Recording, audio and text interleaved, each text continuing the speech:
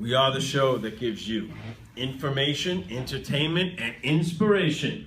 And now it's time for our inspirational segment with Joe Satriano. Thank you so much, Howie. How are you? It's been a while. I feel like I'm back with my family. I have two numbers for you, Howie. 41. Does that mean anything to you? Not really. Well, 41 happens to be the number of pounds I've lost in the past 18 weeks. Oh, that's awesome. Thank you. That's awesome. Oh, I've lost 10 myself, so in the there you right. go. Well, together we've lost 3-4 babies, I think. Second, the number 212. Does that mean anything to you? How about February 12th? Is that important in your life? Yeah, it's also the New York City area code and the day Abraham Lincoln was born. Oh, very significant. Remember last year, the number 257 was very important to you. Yes? Yes, that was the number of scholarships you gave out. And it also was? The month of when I was born, February 2 of 1957. Well, I'm proud to say that this year I am helping 212 young adults with scholarships. Yeah. We love it. Thank you. Part of the reason why I've lost 41 pounds is because I've been running like a chicken without a head. This is my very busy time of year when I'm doing all the interviews. And then now is the fun part when I go to each school and I hand out the actual scholarship checks and I get to meet the kids one more time and wish them well, and it's all a great experience. I should just backtrack for those new viewers who don't know what I'm talking about. I started a foundation named the Susan Satriano Foundation in honor of my wife Susan, who passed away after a 13-year battle with breast cancer in 2005. I started the foundation in 2006. Basically, I target kids who meet 3 requirements: no tests, no essays. They get the award if they meet these requirements. The first 2 are easy: graduating high school senior. Second, going to an accredited college in the fall because it is a scholarship for their higher education.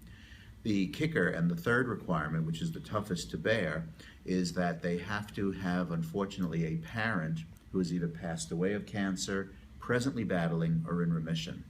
So when I tell you that there are 212 kids who I met this year, and I met every single one of them, either face-to-face, or for those that are out of my range to travel, we do Skype interviews with them. Of course, the disadvantage for me is that I do have to get dressed. Yeah, only waist up though, Howie. It's okay. Yeah. Anyway, so these wonderful young adults are so inspiring, because try to put yourself in their shoes, which means that they're dealing with the loss of a parent due to cancer, or watching a parent's demise due to cancer, and at the same time trying to keep up those grades. They're high school seniors, write those college essays, make an impression on college representatives. So my heart goes out to them. I don't have a specific story this moment, but I do have a number of side stories that I met with some of these 212 kids.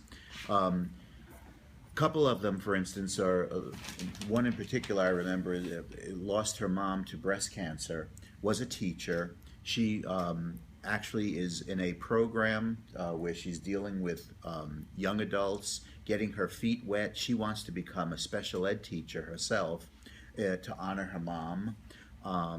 So she's been actually working in a program that her high school offers to get her in the classroom early, working with young children, and she's just loving it. She's going to go on to SUNY Albany and study education, special education.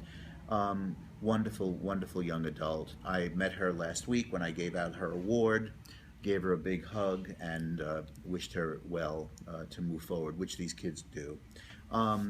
Other children who I've met do just incredible things, want to go into pre-med or some kind of physical therapy, psychology, anything that's a give-back profession.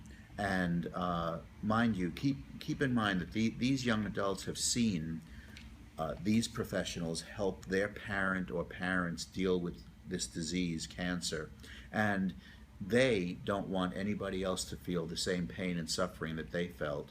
So that's why they want to go into these professions, and that's why they do want to give back and make a dent in this world.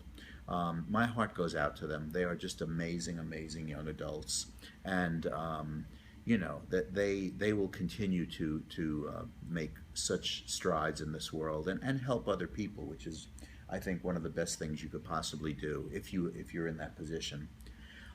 If I may share with the audience out there, one of the ways that I'm able to fund 212 scholarships is, remember, I was a former high school math teacher.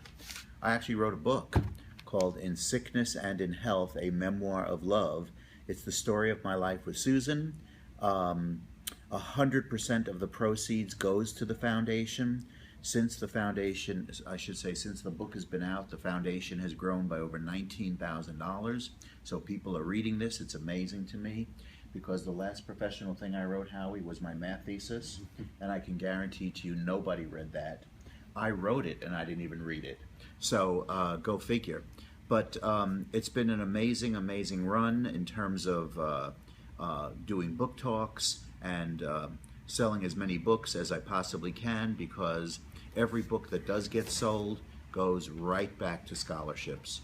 So it's been just a wonderful run and a wonderful relationship with you, Howie, because you give me the opportunity to talk about my passion in my life, which is being able to help kids through the Susan Satriano Foundation.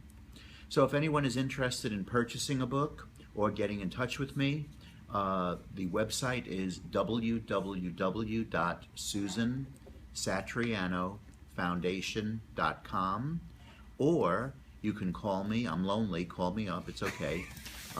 It's 516-603-5520. Howie, we're looking forward to continuing onward and upward. Again, busy time of year for me, which is great. Keeps me off the streets. I like to believe that I'm supporting the economy by buying a lot of gas to get around to these schools, and just enjoying every minute because I get to see these kids and their parent or parents. So it's just been a joy. Howie, have a wonderful week. We'll be seeing you next week then. Okay, thanks so much. Joe, thank you very much on the Inspirational Report.